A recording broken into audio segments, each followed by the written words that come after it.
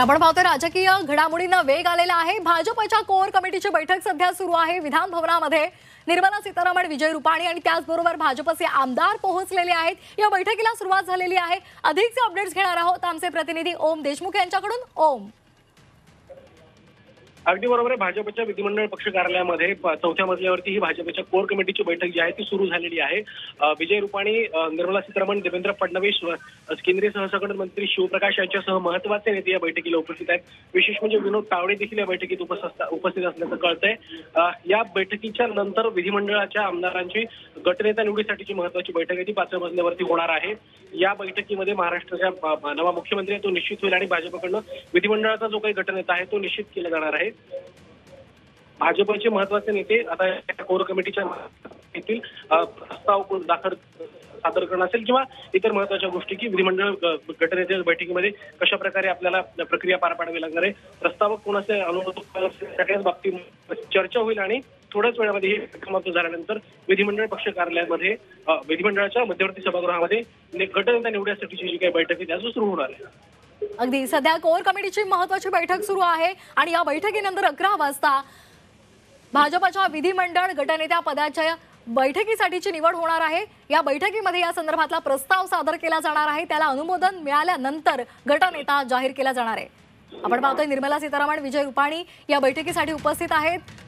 देवेंद्र फडणवीस सुद्धा कोर कमिटीच्या बैठकीला उपस्थित आहेत। सध्या कोर कमिटीची बैठक सुरू आहे। सर्व सदस्य या बैठकीला उपस्थित आहेत आणि त्यानंतर 11 वाजता पुन्हा एक बैठक होणार आहे आणि यामध्ये गटनेत्याची निवड होणार आहे। या संदर्भातला प्रस्ताव या बैठकीमध्ये मांडला जाणार आहे। या प्रस्तावाला अनुमोदन मिळाल्यानंतर देवेंद्र फडणवीस यांचं नाव घोषित केलं जाणार आहे, कारण देवेंद्र फडणवीसच गटनेता होणार, त्याच मुख्यमंत्रीपदी वर्णी लागणार यावर शिक्कामोर्तब झालेला आहे। मात्र त्याची अद्याप अधिकृत घोषणा झालेली नाही। या बैठकीमध्ये जो निर्णय होणार त्या संदर्भातली अधिकृत घोषणा केंद्रीय निरीक्षक करणार असल्याची माहिती मिळते आणि त्यानंतर दुपारी 3:30 वाजता महायुतीचे तिन्ही पक्ष आणि त्याचबरोबर त्यांचे जे सहकारी मित्रपक्ष आहेत ते सत्ता स्थापनेचा दावा करणार असल्याची माहिती मिळते। सध्या भाजपची कोर कमिटीची बैठक सुरू आहे। देवेंद्र फडणवीसांसह इतर महत्त्वाचे नेते या बैठकीला उपस्थित आहेत। तसंच भाजपचे केंद्रीय निरीक्षक सुद्धा या बैठकीला उपस्थित आहेत।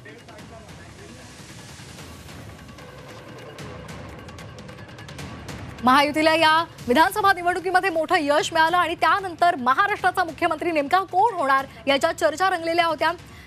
एकनाथ शिंदे यांनी पत्रकार परिषद घेऊन आपण या शर्यतीमध्ये नाही, भाजपमधले मोदी शाह वरिष्ठ नेते जे निर्णय घेतील ते आपल्याला मान्य असेल, शिवसेनेचा त्याला पाठिंबा असेल असं त्यांनी जाहीर केलेलं होतं।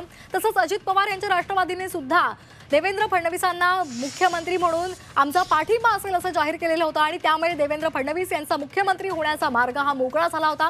मात्र गेल्या काही दिवसांपासून मंत्री पदावरून मात्र महायुतीमध्ये रस्सीखेच पाहायला मिळत होती।